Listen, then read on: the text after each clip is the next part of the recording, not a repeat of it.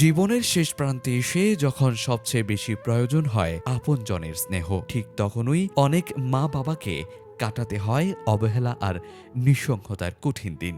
যাদের হাত ধরে একদিন সন্তানরা হেঁটেছিল জীবনের পথে, সেই হাতই আজ অনেকের কাছে হয়ে উঠেছে অপ্রয়োজনীয়। কিন্তু মানবিকতার আলো এখনো নিভে যায়নি। নীলফামারীর কিশোরগঞ্জে গড়ে ওঠা নিরাপদ বৃদ্ধাশ্রম হয়ে উঠেছে এমনই অসহায় প্রবীণদের শেষ ভরসা। বাড়ছে জনসংখ্যা, সম্প্রসারিত হচ্ছে নগরায়ন, কিন্তু সংকুচিত হচ্ছে পারিবারিক বন্ধন। এই বাস্তবতায় অবহেলা আর একাকিত্বে দিন কাটানো অনেক বৃদ্ধ মা বাবার আশ্রয় হয়ে দাঁড়িয়েছে এই প্রতিষ্ঠানটি। সমাজসেবক সাজুদার রহমান সাজুর ব্যক্তিগত উদ্যোগে প্রতিষ্ঠিত আশ্রয় কেন্দ্রটিতে বর্তমানে বসবাস করছেন ৩৯ জন অসহায় বৃদ্ধ মা বাবা। এখানে আশ্রয় পাওয়া মানুষদের গল্প এক একটি কষ্টের ইতিহাস। কারো সন্তান থাকা সত্ত্বেও দায়িত্বহীনতার কারণে ঠাঁই হয়েছে এই আশ্রমে, আবার কেউ সম্পূর্ণ সন্তানহারা। তবুও এই আশ্রয় কেন্দ্রে তাদের জন্য নিশ্চিত করা হয়েছে নিরাপদ আবাসন, পুষ্টিকর খাদ্য, প্রাথমিক চিকিৎসা এবং মানসিক সহায়তা। ফলে প্রবীণ নাগরিকদের জন্য তৈরি হয়েছে এক ধরনের সামাজিক সুরক্ষা বলয়।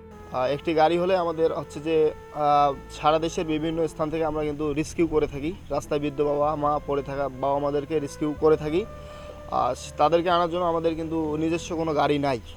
তাই আমার দেশবাসীর কাছে একটি আবেদন বা অনুরোধ, আপনারা যদি কেউ বড় মনের কেউ থেকে থাকেন, আমাদেরকে একটি যদি গাড়ি ব্যবস্থা করে দেন তাহলে আমাদের জন্য ভালো হয়। প্রতিষ্ঠানটিতে সেবায় নিয়োজিত রয়েছেন কয়েকজন উদ্যমী যুবক যুবতী। তারা নিষ্ঠা ও আন্তরিকতার সঙ্গে প্রতিদিন সেবা করে যাচ্ছেন এই বৃদ্ধ বাবা মায়েদের। মানসিক ও শারীরিক যত্ন নিশ্চিত করতে সবসময় তাদের পাশে থাকছেন সেবাকর্মীরা।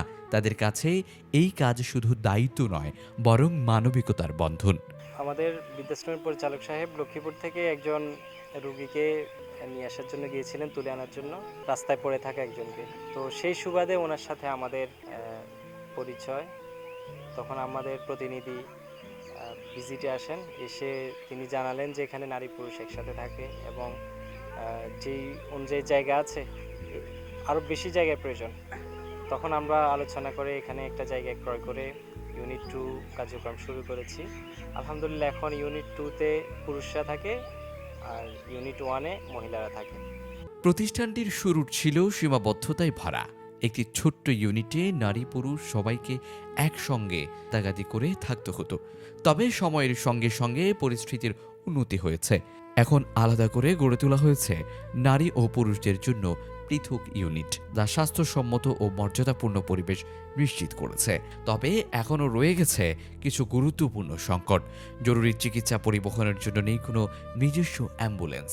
ফলে অসুস্থ বাসিন্দাদের হাসপাতালে নিতে নির্ভর করতে হয় ভাড়ায় চালিত যানবাহনের উপর। এছাড়াও চলাচলে অক্ষম প্রবীণদের জন্য প্রয়োজন আরও কয়েকটি হুইল চেয়ারের।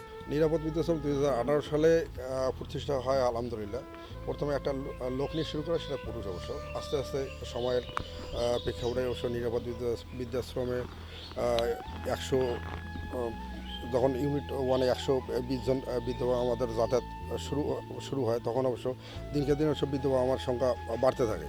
আলহামদুলিল্লাহ, আসলে আমি দেশবাসীর কাছে সবসময় একটা জিনিসে বলি যে আপনারা নিরাপদ বৃদ্ধাশ্রম পরিদর্শন করে দিক নির্দেশমূলক পরামর্শ সহ এই অসহায় আশ্রয়হীন রাস্তায় পড়ে থাকা বিধবা আমাদের পাশে দাঁড়ানোর সবসময় বিনীত অনুরোধ। জনসংখ্যার বৃদ্ধির সঙ্গে সঙ্গে বাড়ছে প্রবীণ নাগরিকের সংখ্যাও, কিন্তু পরিবর্তন সামাজিক বাস্তবতায় অনেকেই হয়ে পড়েছেন অসহায়।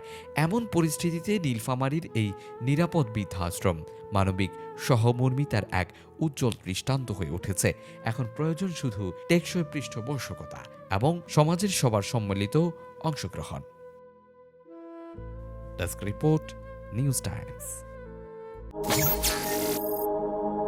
নিউজ টাইমস, সত্যের প্রত্যয়ে আমরা।